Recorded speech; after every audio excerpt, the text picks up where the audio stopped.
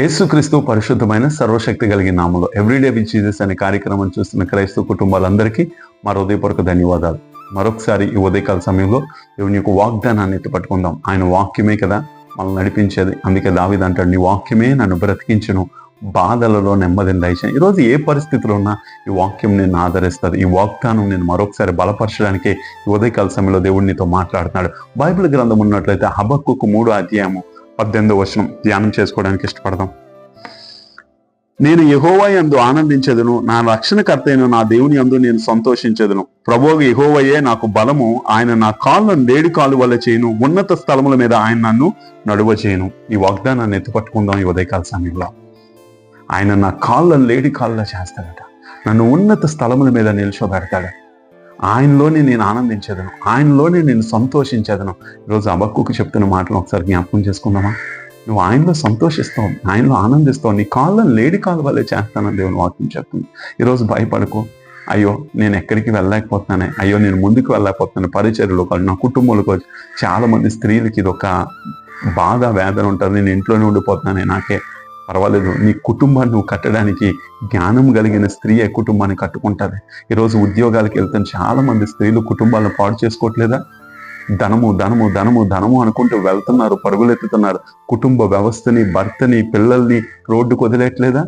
ఈరోజు దేవుడు అంటున్నాడు, నువ్వు ఉన్న స్థలంలో దేవుడు ఉన్నత శిఖరాల మీద నేను నిల్చోబెడతాడు. నువ్వు ఉన్న రంగంలో నమ్మకంగా ఉండవు.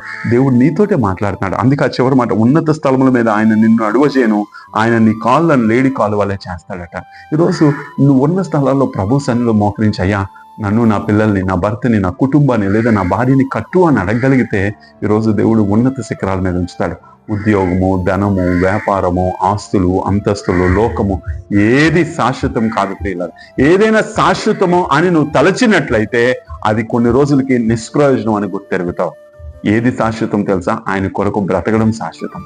ఆయనలో ఉండడము నిత్య రాజ్యానికి వారసులుగా మారుస్తారు. ఈరోజు దేవుని వాక్యం అదే చెప్తున్నా. ఆయనలోనే ఆనందం, ఆయనలోనే సంతోషం, ఆయనలోనే నిత్య జీవం, ఆయనలోనే సుఖ సంతోషాలు ఉంటాయి పిల్లారా.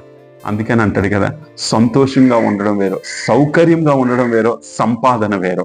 ఇవి చాలా వ్యత్యాసం. ఈరోజు చాలా మంది సౌకర్యాలు ఉండవు, సంపాదన మీద వ్యామోహం ఉంటారు. వాళ్ళ గృహాలు చూడడానికి బాగోవు, కానీ వాళ్ళకి సంపాదన మీద వ్యామోహం ఉంటుంది. కొంతమందికి సంపాదన మీద వ్యామోహం ఉండదు, వాళ్ళ గృహాలు చాలా అందంగా ఉంటాయి, వాళ్ళ హృదయాలు చాలా అందంగా ఉంటాయి. వీళ్ళ దగ్గర ధనం అధికముగా ఉంటుంది, కానీ వాళ్ళ హృదయాల్లో కుళ్ళు కుతంత్రాలు. వాళ్ళ గృహాల్లో ఏమాత్రం కూడా సమాధానం ఉండదు. వాళ్ళ గృహాల్లోకి మనకు వెళ్ళాలని మనసు కూడా రాదు. ఈరోజు ఒకసారి ఆలోచిద్దాం మనము. దేవుని మాట చాలా స్పష్టంగా ఉంటుంది. అందుకంటాడు కదా, ఆయనలో ఆనందించు, ఆయనలో సంతోషించు, ఆయన నీ కాళ్ళను లేడి కాలు వల్లే చేస్తాడట. ఆమేన్. ఆయన నీ కాళ్ళని ఎలా చేస్తాడు? లేడి కాళ్ళ వలె చెయ్యును అని దేవుని వాక్యం చెప్తాడు. ఈరోజు అలాగానే ఉండగలిగితే దేవుడు తప్పనిసరిగా నిన్ను, నీ కుటుంబాన్ని, నీ కుటుంబ వ్యవస్థని దేవుడు బలపరిచి ఆయన కొరకు సజీవ సాక్షులుగా ఉండగలిగితే నిన్ను, నీ కుటుంబాన్ని, నీ పిల్లల్ని, కుటుంబ వ్యవస్థని ఉన్నత శిఖరాల మీద దేవుడు ఉంచుతాడు. ప్రియులారా, కళ్ళు మూసుకుందాం, ప్రార్థన చేద్దాం.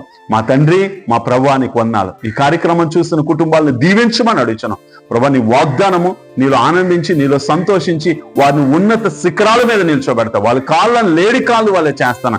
ఆ ప్రకారంగా మా కుటుంబాల్లో నీ కార్యము జరుగునుగా కనుక్కుంటాం. నీ కృప కనికరాన్ని ఉంచమని అడుగుతాం. ఎవరెవరైతే ఈ ఆన్లైన్ ఈ కార్యక్రమాన్ని చూస్తున్నారో వాళ్ళందరినీ దీవించు. ప్రత్యేకంగా ఈ రోజు ఎగ్జామ్ కి అటెండ్ అవుతున్న పిల్లలందరికీ నీ జ్ఞానంతో ఎగ్జామ్ రాయడానికి, నీ ఆలోచనతో ఎగ్జామ్ రాయడానికి సహాయము దయచేయమని అడుగుతాం. ప్రతి ఒక్కరిని దీవించి ఆశీర్వదించి నువ్వే నడిపించి బలపరచు. ఈ రోజు అంతా కూడా నీ ఆధీనంలో ఉండి నడిపింపబడడానికి సహాయం దయచేయమని యేసుక్రీస్తు సర్వశక్తి కలిగిన ఉన్నతమైన నామంలో అడిగి వేడుకొనిచున్నాము తండ్రి.